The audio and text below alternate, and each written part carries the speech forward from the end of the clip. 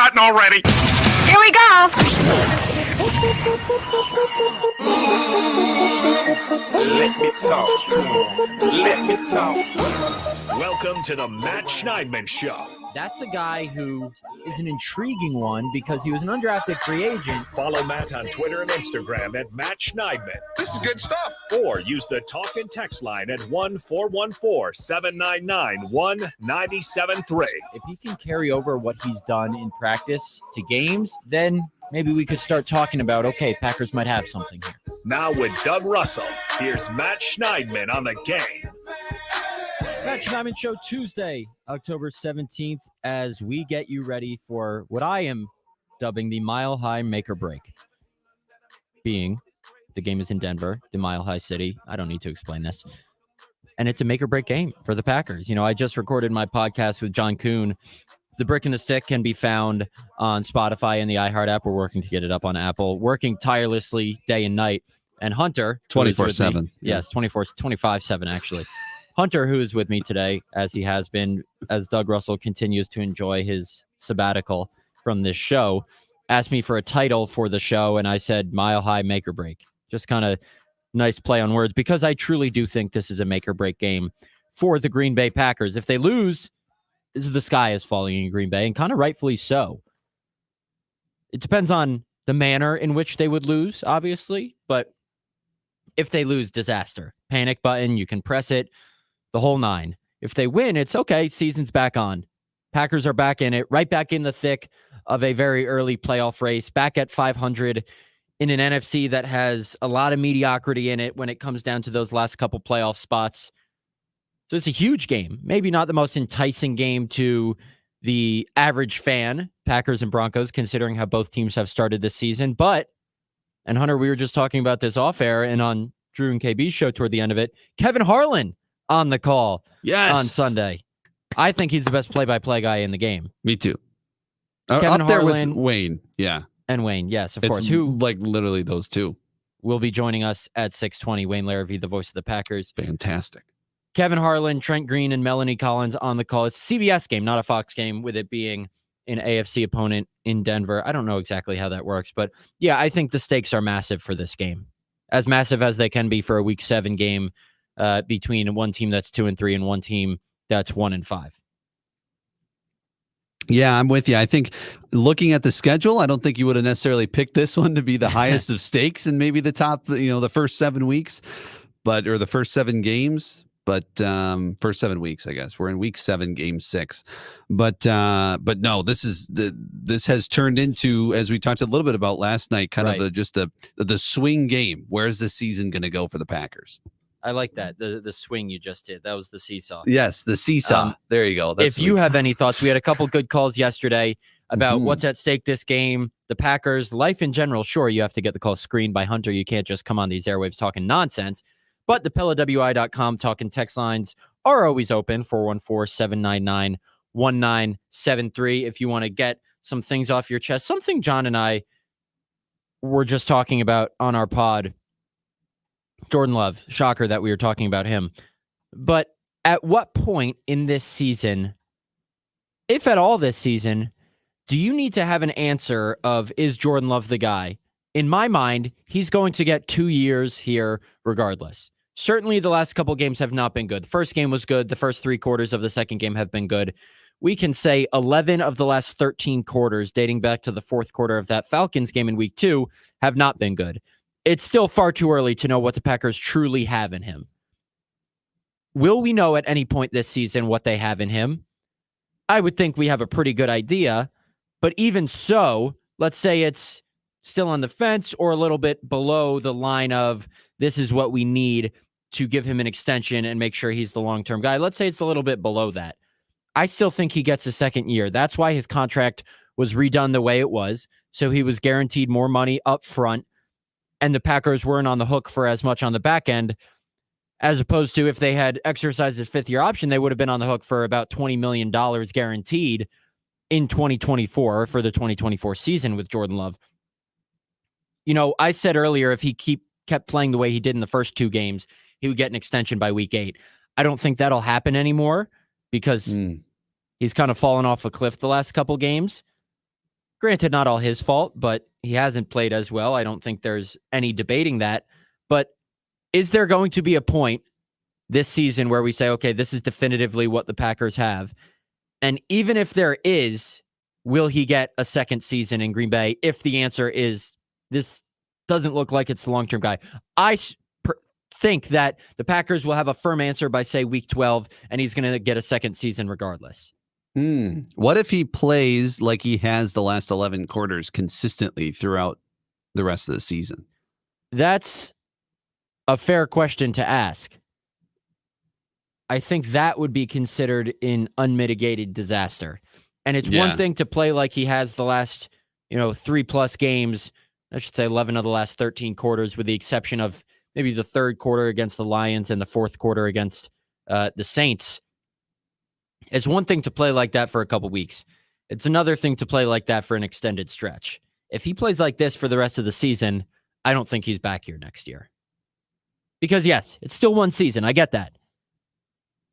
But this isn't a rookie. This is a guy in his fourth year. So I would assume he's evaluated a little bit differently based on that. And if he, for the rest of this season, is what he's been for the last 3 weeks, I don't think he's back in 2024. Granted, we're a long way away from that. Oh yeah.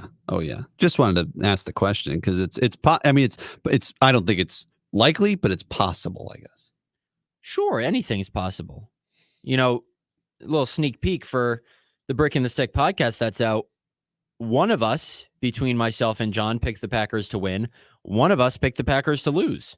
I won't tell you who. You're going to have to listen to the podcast out later today or tomorrow morning to find out. But this is by no means, we talked about it yesterday, a game that the Packers can say, oh, they're absolutely going to win. They could sleepwalk this kind of game in years past. Not anymore. And that has to be a little scary for Packer fans because some weeks with Aaron Rodgers at quarterback, you could, have stress-free Sundays. They're going to win this game. But this game, maybe it's more interesting for us as reporters, but it has to be more stressful for fans because they're going into Sunday knowing that this isn't a bye game, to use a college basketball term where opposing teams, let's say, Appalachian State, I'm just throwing a name out there, comes into Kansas to play them in the non-conference and pays Kansas to take that game. That's a bye game for Kansas. They should win that. The Packers have had plenty of these types of bye games in years past. This year's Packers team should not, and currently does not, have any bye games left on the schedule. Not even the Bears. Maybe the Panthers. Maybe. But then the Panthers did get up to a 14-0 lead against Miami. Yeah, but then then it went the opposite direction. The game's 4 quarters. Yeah, I mean, coming into this season, I think it was like, hey, this is going to kind of be. It's going to be a little, I think fans, I know KB said this a lot. This was going to be a more stressless season because the expectations weren't that high. Well, all of a sudden, as a Packer fan, you're kind of sucked in and you're like, well, but I want this. I don't care that they're young. I want this team to win and perform better. And all of a sudden, Sunday's game becomes more stressful because no matter if they're 2 years old or 60 years old, you want them to win because they're your team. So I think it became a little more stressful than maybe we anticipated. Well, I think part of the reason those expectations have changed is because of how the season started. If the season had started like this, how it's gone the past 3 games, right, then fans would be like, oh, okay, this is what we've expected all along. The expectations were brought up a little bit because of how they started, albeit against the Bears and Falcons. So the Packer fans, I wouldn't blame them if they feel a little bit deceived the last couple of games based on how the season started. But I think water has found its level, and play like this, maybe a little bit above this, is what we should have expected all along. I'm not saying Packer fans should have expected this level of ineptitude, specifically in the last couple first halves from this offense, but it wasn't going to be pretty. And I think myself included, some of us were misled or fooled, whatever word you want to use, based on the first couple games of the season. And now everyone's realizing, okay, this is what we should have been maybe expecting more of all along. And who knows, there's still time for the Packers to bring it back to what they did the first couple games of the season. And as we've talked about this week already, no better time to do it in this get-right game against what has been a very, very porous Broncos defense, allowing 25 more rushing yards per game than any other team in the NFL. Wow. Aaron Jones, I don't care if he has no hamstrings. He's playing in this game and wheelchairing his way through that Broncos front. The signing, and I'm sure we're going to get to it at some point, the signing of James Robinson today. Interesting, right? Practice squad, of course. Yeah. Free agent, undrafted in 2020.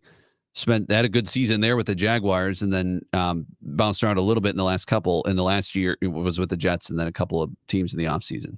What do you think, because you obviously just brought up Aaron Jones, does that make you a little more concerned that they're adding a running back, that Jones might not be ready to go on Sunday?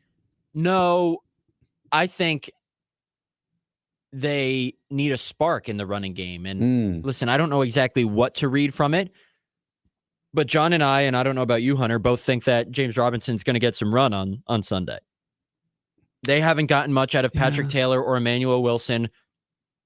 And James Robinson ran for 2.9 yards a carry with the Jets last year, but he ran for over 4 yards a carry in much more substantial work with the Jaguars the first 3 years of his career, including that season in which he ran for over 1,000 yards as an undrafted rookie in 2020. I know that was a long time ago, relatively speaking, but listen, I don't think this is a reflection of Aaron Jones' health.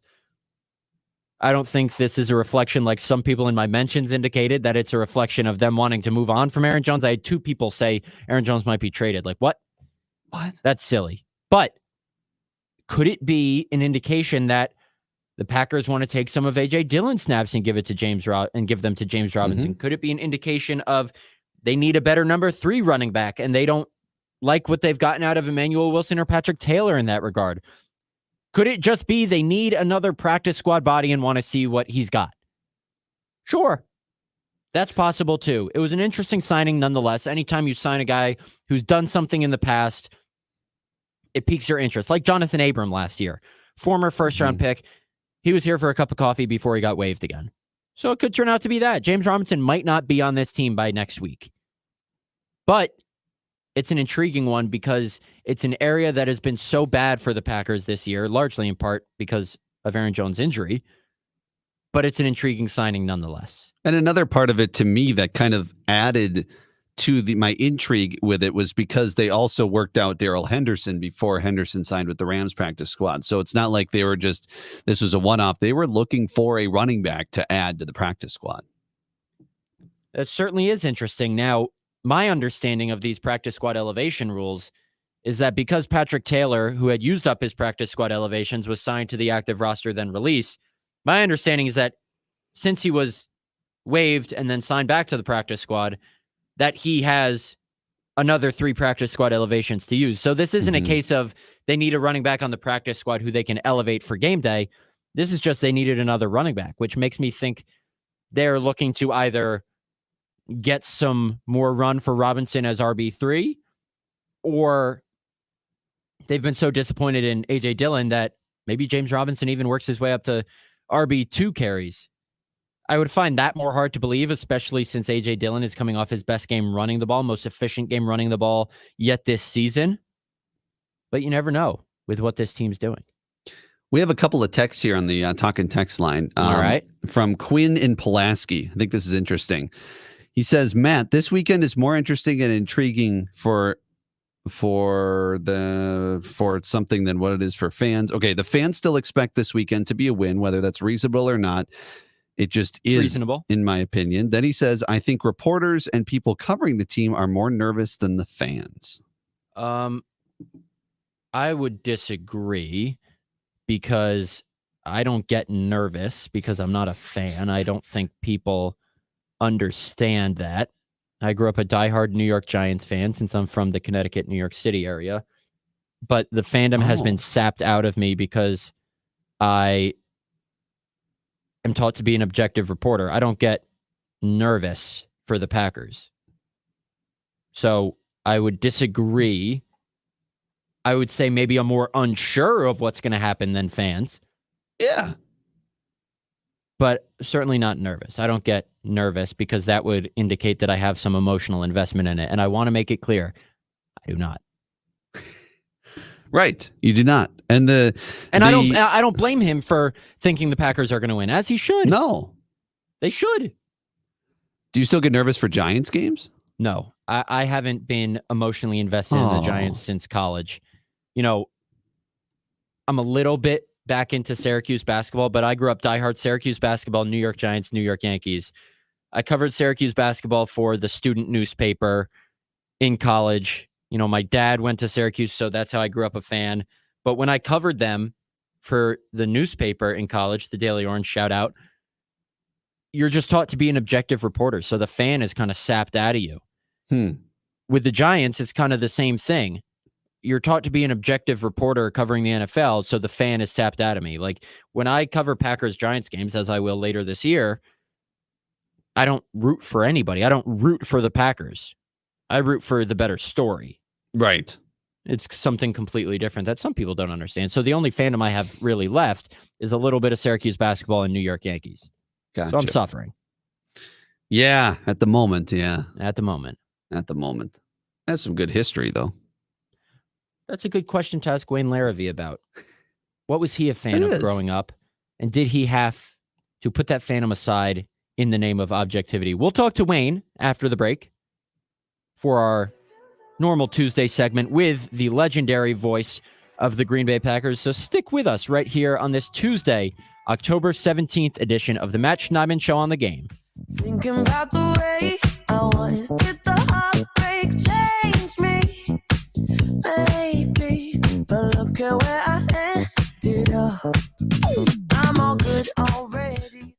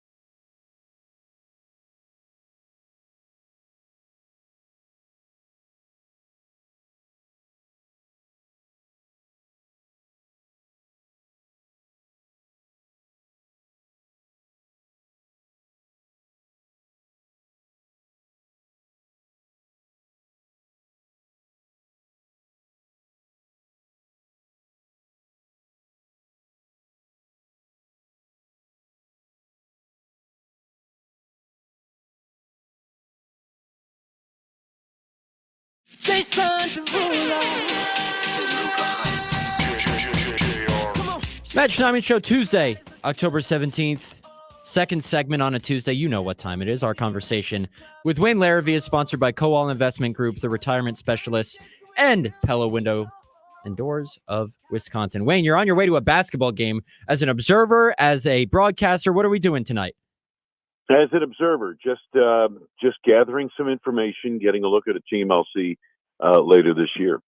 Oh, okay. Excellent. What two teams are playing tonight? Well, it's actually I'm going to see the inter-squad scrimmage UWM Milwaukee. So I'm going to be doing a bunch of their games on ESPN Plus this year, a bunch of the home games, and so I kind of get excited for basketball season. You know? Oh, please, like you're telling me. First snowflakes, I get a little excited for skiing when I see a few snowflakes, as I did last week in Park City, and this same thing when hey, they said, do you want to come to the the black and gold scrimmage? I said, yeah, I'm in. I'll do that on a Tuesday night. Yeah. How was the powder? How was your bye week? I know we talked about it, previewed it a little bit last week. Did you enjoy your couple days off? Yeah, it was good. It was good to get away, and it was neat to kind of see, to get a feel for winter, because it was kind of like winter at times up in the mountains in Utah. But no, it was good. It's always kind of good to get away, but we were back by the weekend, and I really enjoyed watching the college football and the games on Sunday, the pro football games. It was great entertainment. It really was. Now, Hunter and I were talking about this last segment because a texter accused me of being more nervous. I say a texter to the PellaWI.com talk and text line, accused me of being more nervous that the Packers are going to lose than the fans are. And I had to clear up for him because some people still can't understand that I am not a fan of the Packers. And the only way you get nervous is if you have an emotional investment in a team, in my mind, or a financial investment, which I don't, because I don't bet on the NFL because I'm not allowed to by my company.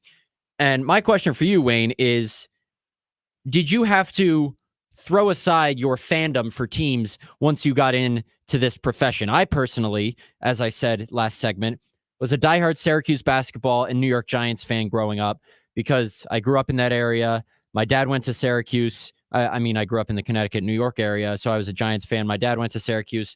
But once I covered Syracuse basketball for the student newspaper, once I started covering the NFL, the fandom is just sapped out of me because I'm taught to be an objective reporter. That's why when people ask me, would I ever cover the Yankees? I say no, because that's the last real fandom I have in me, and I want to keep that. When you got into this business, did you have to give up any childhood fandoms that you had?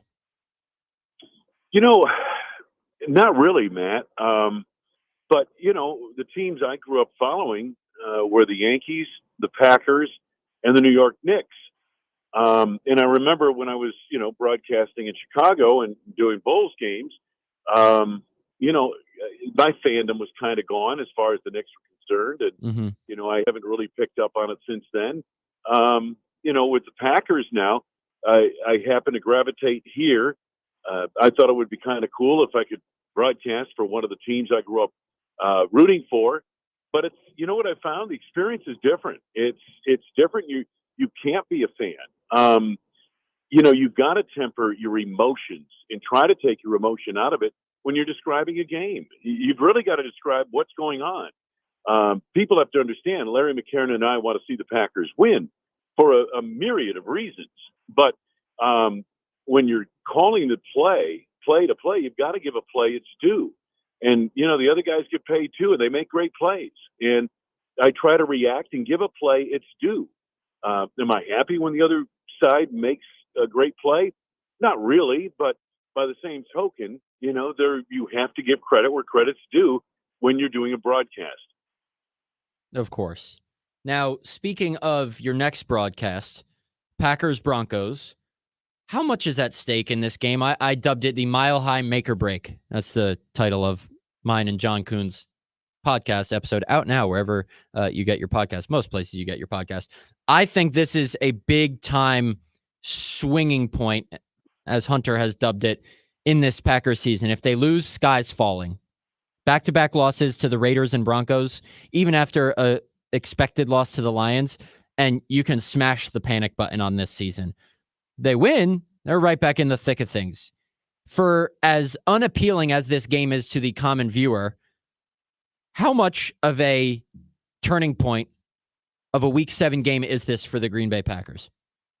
Well, that's a great question. I mean, I guess in terms of where the Packers are, and they are in developmental mode with this young group that they have, youngest team in the NFL. I understand what you guys are thinking and saying, and that the season could go one way or the other. But by the same token, panic? I don't think so. I think you keep looking for signs of development and growth on this football team, whether they win the game or lose. But I think if they win, then you're back to where you were 3 weeks ago coming off the New Orleans game, right? You're right back to where, hey, maybe these guys have some possibilities here. But you lose and you go, 2 games under 500? I still have, 11 games to play after that or thereabouts. So there's still a lot of time. But you're right. I mean, if you're thinking of making what's the word I'm looking for? A surprise run to the playoffs, then you've got to win this game. And really should have beaten the Raiders because the Raiders right now are not a very good football team. I understand they beat the Patriots, who are a worse football team. But nonetheless, the Broncos, what's interesting about Denver is I've studied them and watched their last 3 games is, Matt, they have talent. They have capability of being a good football team. That's the problem. They haven't been so far. They don't look good, but they have. You look at some of those people, Patrick Surtain, Justin Simmons in that secondary. They've got some people. They've got good linebackers, and they've got a quarterback who's capable. He's led a team to the Super Bowl twice. In Russell Wilson, is he the same quarterback he was 5 years ago? Maybe not, but he's moving around like he did 5 years ago, and he can still make some plays. They've got receivers. Jerry Jeudy's a heck of a receiver. So is Cortland Sutton. So this is a dangerous game if you're thinking, well, the Broncos are 1-5 and they gave up 70 points to the Dolphins, and you're thinking this should be a layup for the Packers. I don't think so. Yeah, it's interesting you say that. By no means do I think it's a layup. In college basketball, there are bye games where the lesser opponent pays money to come visit a major conference opponent, like a Gardner-Webb coming to visit Kansas in the non-conference schedule, and Kansas is supposed to win it because it's a bye game. The Packers in years past have essentially had what feel like bye games. This would be one of them, but this is no longer a bye game for this version of the Green Bay Packers, a version of the Green Bay Packers that added a new player today in James Robinson, the running back formerly of the Jets and Jaguars, best known for eclipsing 1,000 yards rushing as an undrafted rookie in 2020, eclipsing 4 yards a carry in his first 3 years in the league, was not good last year with the Jets in limited opportunities. But why do you think they made this signing? Yes, it's practice squad just now. It could very well just be they just wanted another running back on the practice squad. But on the other end of the spectrum, it's A.J. Dillon hasn't gotten it done with the exception of that game against the Raiders. So maybe we try and ease James Robinson into RB2 and see if he's got a little juice left. Maybe it's somewhere in the middle. What do you think the most likely reason is for this signing? I think he's going to replace Patrick Taylor. And I think there's a good chance he'll be elevated to the 53-man roster. If not this week, then certainly in the future. And they must feel personnel-wise that this kid can give them a little bit more than what Patrick Taylor was giving them. And Patrick Taylor got an opportunity, and he's a great guy, as you know. And I was pulling for him. I was hoping that he would really do well. And he didn't do bad, but, I think maybe they're feeling like, hey, this kid has a little more experience, and he certainly does. And he's done it on this level. Rushed for 1,000 yards, as you pointed out. Why not take a shot at him? You cut Patrick Taylor last week, and you sign this guy, and I think that's where it is. I don't think it has any impact necessarily on A.J. Dillon. but I could be wrong. Okay, yeah. I mean, the bottom line is what matters for this run game, the be-all, end-all for this run game and this offense, and maybe even this team as a whole, is getting Aaron Jones back. And he practiced a couple times before playing the Raiders and ended up not playing. So him being at practice and running around, at least during the media viewing window yesterday, doesn't really mean much in terms of his availability for Sunday's game against the Broncos, but they need him back in the absolute worst way. That's the biggest change that can come that will help this team. Do you foreshadow any other notable changes coming out of the bye week? Doing my podcast with John today, he seems to think there's going to be a change up in the starters on the offensive line in terms of Zach Tom perhaps starting at center and Josh Schneidman starting at right tackle and Josh Myers hitting the bench. Anything that drastic, you think? Or do you think those changes coming out of the bye week result more in plays they run, scheme, getting Jordan Love on the edge, stuff like that? Could be both. Wouldn't be surprised if it was both. Could see some change on the offensive line like that. When Zach Tom was drafted, you were there, and Brian Gutekunst said they think this guy's best position is center. They loved his versatility, but they felt his best position was center. So right. It's possible he could be there as early as this week. And Josh Nyman gets another shot at the right tackle position. But I think the thing I'm looking at more than a lineup change is getting Aaron Jones back, because as you were talking about him and his impact on the offense, Larry McCarron has said this many times on and off the air, and he would know. He's an offensive lineman, an all-pro center. He said a good back can make a mediocre line great. And, a good back can do more for an offensive line than a line can do for a back. So Aaron Jones, certainly, if he can come back and be healthy, and I think that's the big thing. Is he healthy? Is he over the hamstring? They certainly have given him enough time, and hopefully he is. But hamstrings are tricky injuries, and you just never know. They really are. And like we saw in his return against the Lions 2 games ago, if he's coming back off an injury, he's most likely going to be on a limited workload. Now, with the bye week, maybe he can handle more than 20 snaps like he did in the Lions game, coming off of this setback that he had last Saturday in practice, or 2 Saturdays ago, I should say now. But nonetheless, getting Aaron Jones back at any workload will be paramount to the Packers' success. I want to finish on this, Wayne, and it's something I haven't brought up on the show yet, but I got a question in a mailbag that's posting on The Athletic tomorrow about this. They haven't extended Rashawn Gary yet. Is there any chance they trade him? Considering where the defense is. And that's exactly my reaction to it as well. The question was phrased from the point of view of, if the defense is far off, if this team is rebuilding, isn't a player like that expendable? I said absolutely not. Because if Brian Gutekunst trades Rashawn Gary, or for some reason doesn't have him as a long-term piece here, he should lose his job. That's a fireable offense, in my opinion. He's 25 years old, and even if you trade him for a nice draft haul, there's no guarantee you find a player like Rashawn Gary in the next 10 or even 15 drafts. He is an elite edge rusher. There is no way you should not extend him. So I kind of scoffed at the question, but why haven't they extended him yet? I think it's in the works. And they're very quiet usually about that. Right. But I wouldn't be surprised if Russ Ball and company are in communication with Rashawn's people, and I'm sure something will be worked out. Usually these things come down, it seems to me, like in, I don't know, November, December. They usually get these things done, and I'm with you. I don't think there's any chance that he's not a big part of their plans defensively going forward. It just doesn't make sense to trade him and get a bunch of draft choices or whatever. No, you know, he's one of the pieces. If you're rebuilding, you rebuild around pieces like him.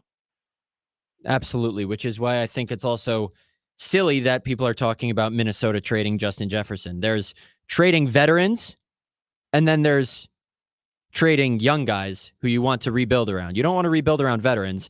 You want to rebuild around young guys like a Justin Jefferson, like a Rashawn Gary. So we're on the same page there. Anyway, Wayne, go enjoy some college basketball, some inter-squad scrimmages. We appreciate you, as always, stopping by on Tuesdays, and I'll see you maybe later this week at Lambeau, but certainly out in Denver on Sunday.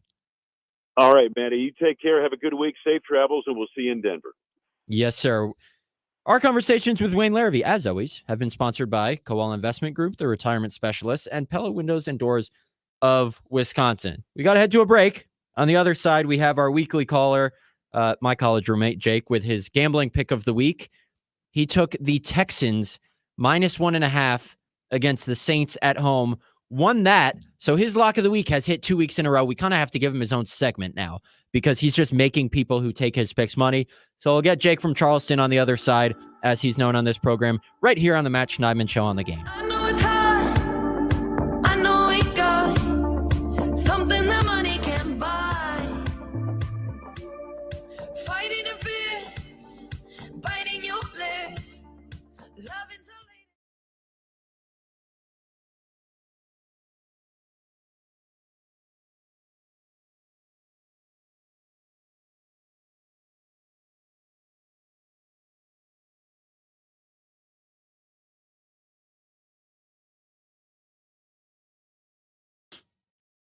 Hey, this is Matt Schneidman from the Matt Schneidman Show. Tune in tonight on The Game as we tick. All right, 3, 2, 1. Hey, this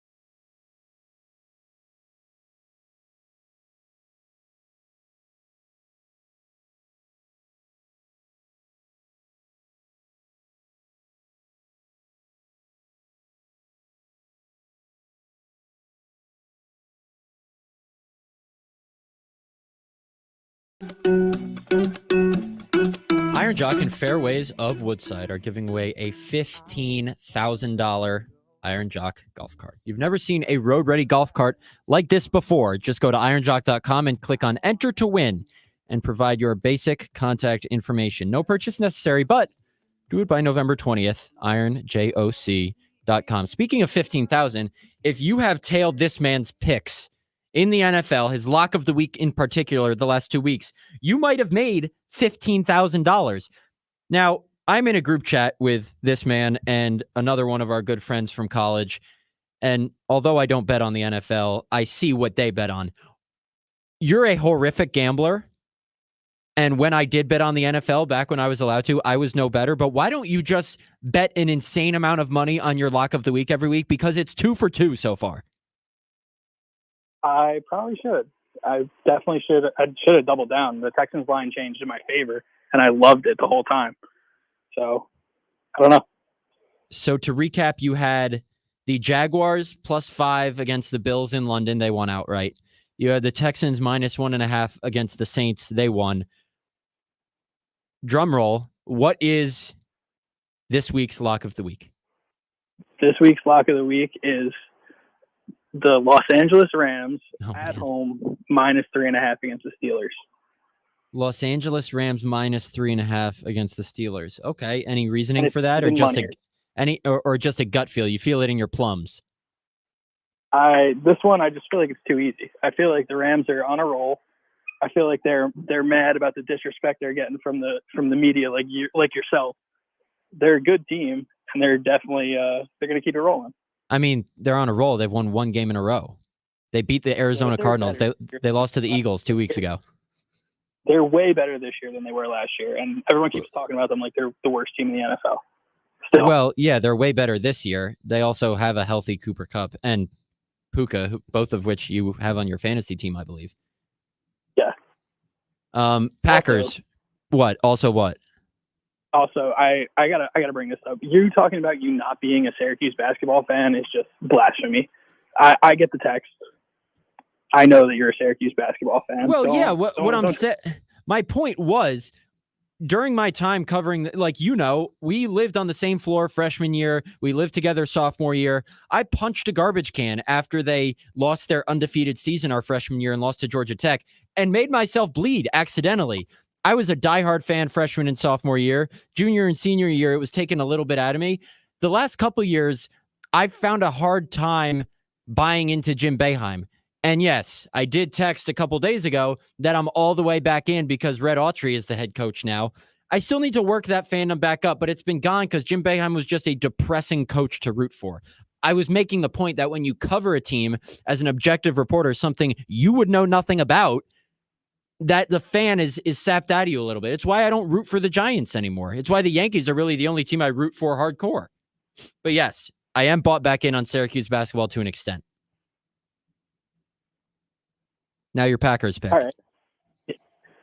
The Packers, is -1, right?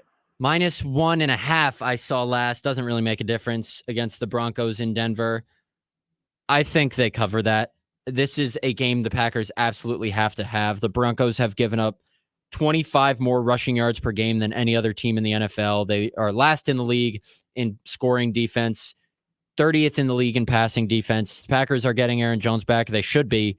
And this is a game the Packers absolutely have to have. They've been horrible on offense the past couple weeks, as you know. And I was wrong in giving you Packers against the Raiders last week. But I see this as a bounce-back game to some degree for Jordan Love and the offense. And I better not be wrong 2-3 weeks in a row, maybe. That would be really bad for my reputation of supposedly knowing things about this team. You think Jordan Love's going to throw a couple touchdown passes this week? Oh, yeah. I gave you over 22.5 for the season. Yep. What's he at now? 8? I don't know. I don't have the numbers in front of me. Yes, he's at 8 touchdown passes, and it's less than a third of the way through the season. Now, I didn't take a math class in college. You were a math major, so 8 times 3 with 1 or 2 games to go is 24. So you're still on pace. All right. Hopefully he doesn't have another 0, and then. Well, it's possible. Yeah, I mean, I'd like for him to throw 6 this week, and then I could feel really good about that. That would be nice. Well, I hope for your sake he does, because I root for your financial well-being, especially since your wife is going to make you buy a house. Yeah, we're still in the hunt. It's not going well, but Yeah. Hopefully I win a couple of these bets. My lock of the week, I might be getting a bigger house than I thought. Yeah, I don't think so. It depends on how much you put on it. But good luck. What's for dinner tonight? I always have to finish off every week with that. Or have you already eaten dinner? Grilling right now. You're grilling right now? Yeah, What's on the grill. What's on the grill? Just 2 steaks. My wife's upstairs making I think she was making mashed potatoes, so pretty good dinner. Pretty good Midwest dinner too, so right up your alley now. All right, little teamwork for dinner. I like it. All right, go enjoy your dinner. Hope for the best for your locks this week. All right, I'll talk to you later. All right. Just good banter. That was week. an entertaining conversation. Well, this happens every week, every Monday or Tuesday. Well, I now make sure, even if Doug's in, to make sure I tune in for that conversation. Yeah, I lived with him all throughout college. Okay. And I was a groomsman in his wedding last summer. He'll be a groomsman in my wedding eventually. When I find my person, we're not going to get into that discussion right now. Huh, both of us. But Hunter, you said that there was a caller on Drew and KB earlier today. Yes. That had quite the take on Jordan Love that I think I would like to offer my opinion on. Yes. So Otto from Juneau, Wisconsin. Yes, Otto from Juneau, Wisconsin called in. And the funny part was we were taking, so today's National Mulligan Day. So on Drew and KB, we were taking, what would you have, sports or otherwise a do-over? You get one do-over in life. What would it be?